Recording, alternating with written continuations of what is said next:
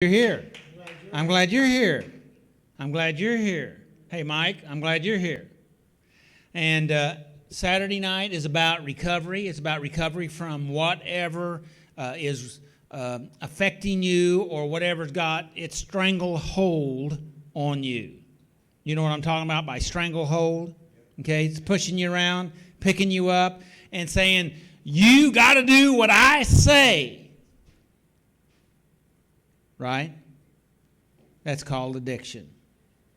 And that can be addiction to substances or behaviors or people or things or attitudes.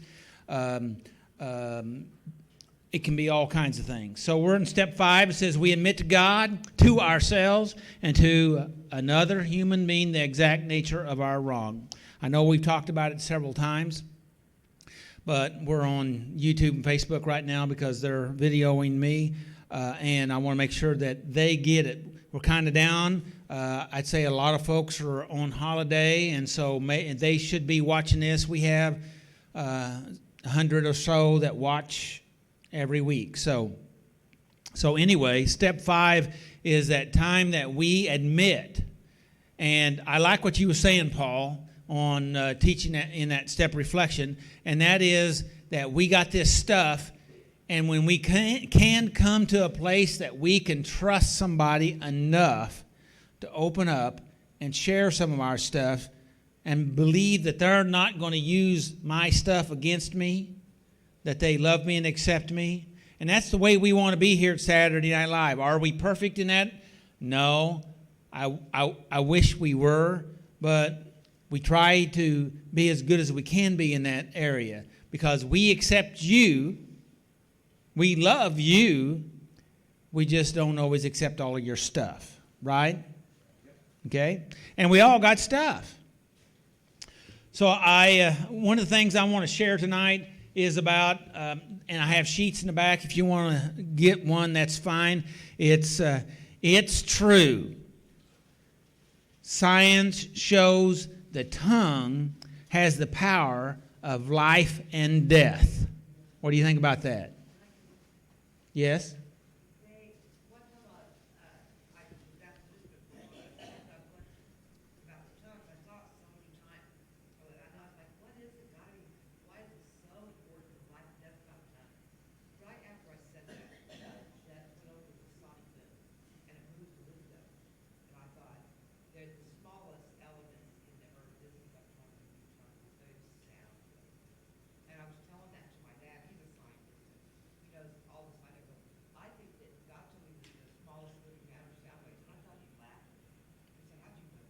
And I was like, God told me, because I always went to debate because there's science, and so I have to have evolution discussions with them and things like that. But yeah, I mean, they're studying, it's been studied. That was, started studying that probably 10 years ago. The sound waves move that. Yes, it does. And what we're talking about here is that the tongue. The tongue has the power over life and death, all right? And we're talking about the tongue. I want to throw this out at you, and that is this. If you want to know what you believe, how many want to know what you believe? You believe. How many want, all you need to do is listen to what you say, right? All right? Now, we want to say a lot of things. Okay, and we say, and it's important to choose our words and choose healthy words, right?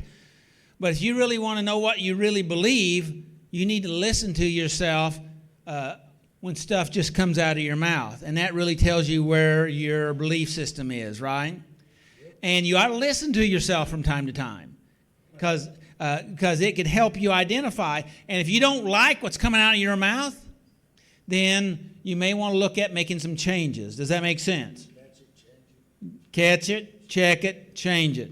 And so what we want to do is we want to look at that. I on the sheet back there, I have a video that you can go to and look at it. And this is just a TED Talk, and I really liked it. It really kind of put some things together for me, and it just really actually hit on some things I've been studying for the last couple of weeks. And that is how you can use quantum physics to make your dreams and realities come true. And that's pretty neat.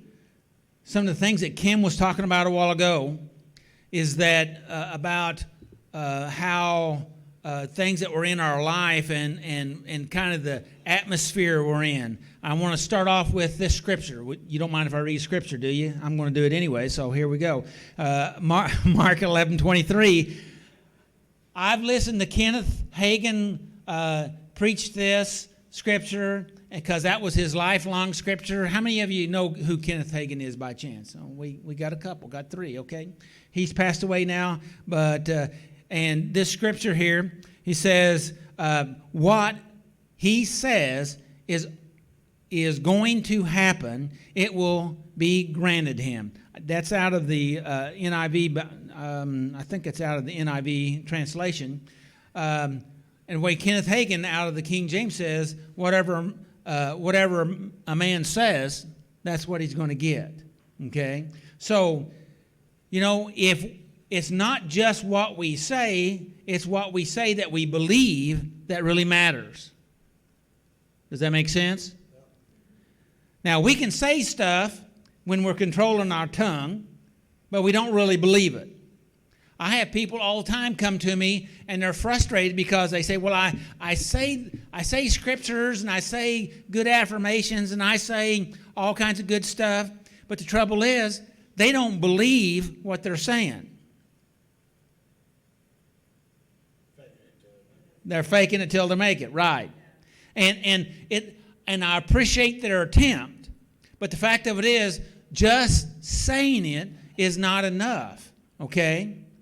Because there's power in our tongue, what we say, and you say what you really do believe. That's where the power is. Does that make sense?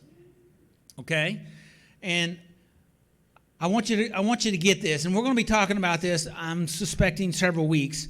But the next scripture I want to share is Proverbs 18:21. It says, and this is out of the Good News Translation. It says, what you say can preserve life or destroy life.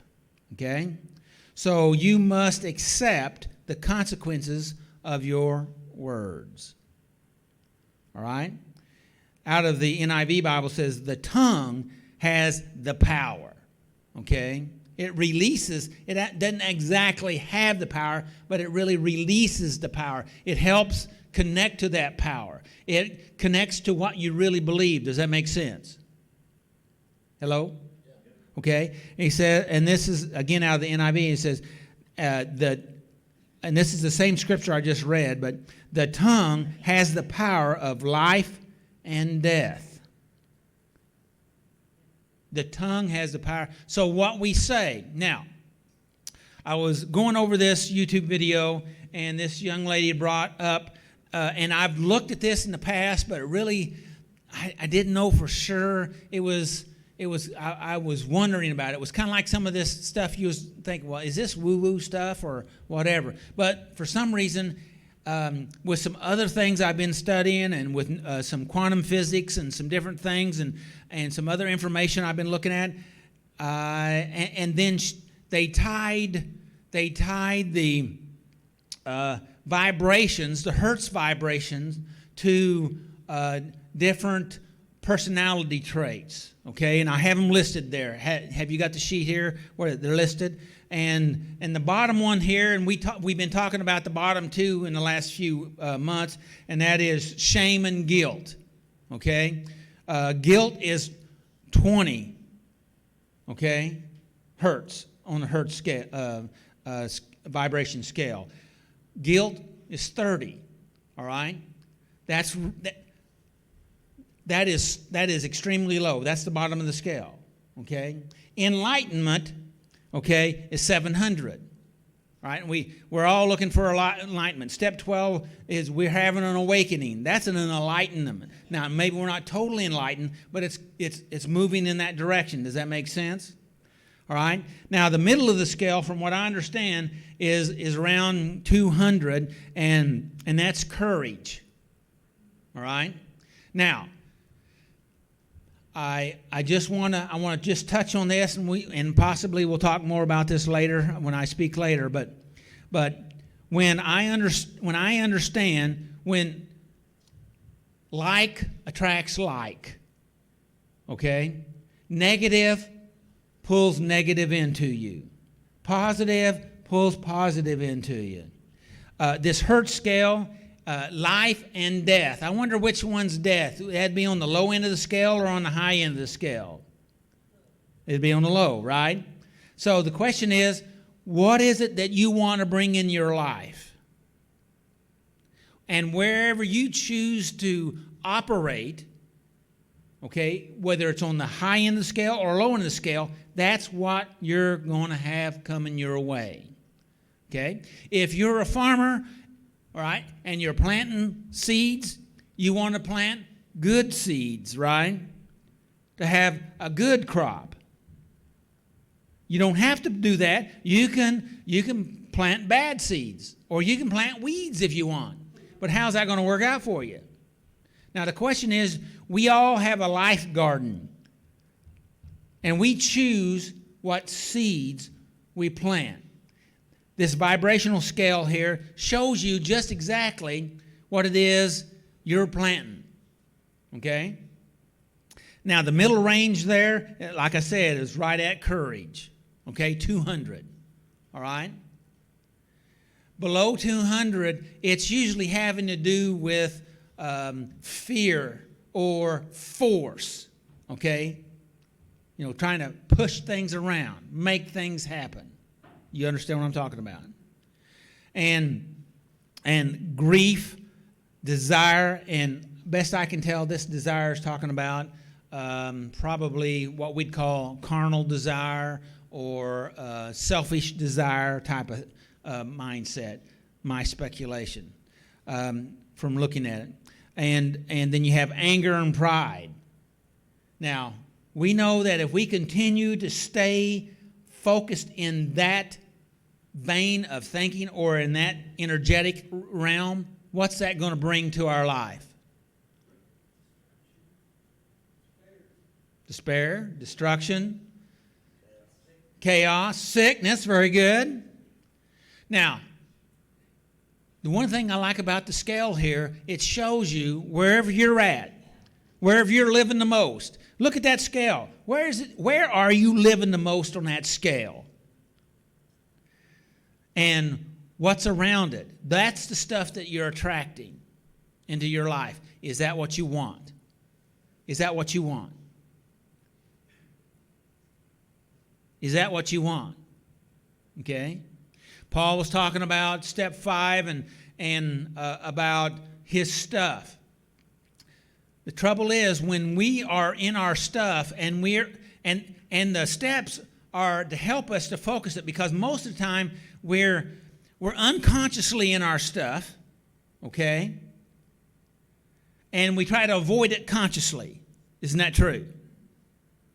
And if and we take substances and we have behaviors that help us to deny or avoid what's going on in our own personal reality, right? Yes. And so step 5 is to help us to get consciously aware of it, which you say, well, I already know it. But no, you're not really aware of it because you're working so hard to try to deny it. But when you're working hard to deny it, you're actually bringing it to yourself even more. Does that make sense? And so what we have to do is we need to recognize it so that we can deal with it. And this is some of the things that Kim was talking about, and that is that we have to bring it to a place of peace. Yes, that's what I did, but that's not who I am. I received that forgiveness when that step 5, when we confess, when we confess to God, to ourselves, and to another human being. That means we're processing it and we're coming to the place that we can accept forgiveness. Forgiveness from God, forgiveness from another person, and hopefully that you can forgive yourself. And that's a big one right there. And when you're no longer dragging around those emotional anchors, and I slowed that down on purpose, those emotional anchors, you let go of them, then you can start to shift your emotional energy. In this video, actually it's on number, quantum tool number, where's that? I think it's 4, surround your snow, 5. We'll probably try to touch on these, but nope. There it is, number 2. Quantum tool number 2 says, set a powerful intention to align with the energy of love or above. Love or above. Kind of like rainbows and butterflies, right? Sometimes we focus our intentions on something that's not love, right? It's hate, it's anger, it's fear, it's grief, it's misery, it's revenge, okay? And what would you say? Where would you suspect revenge would be on this scale, this vibrational scale? Do what? Low. Yes. Yeah. At least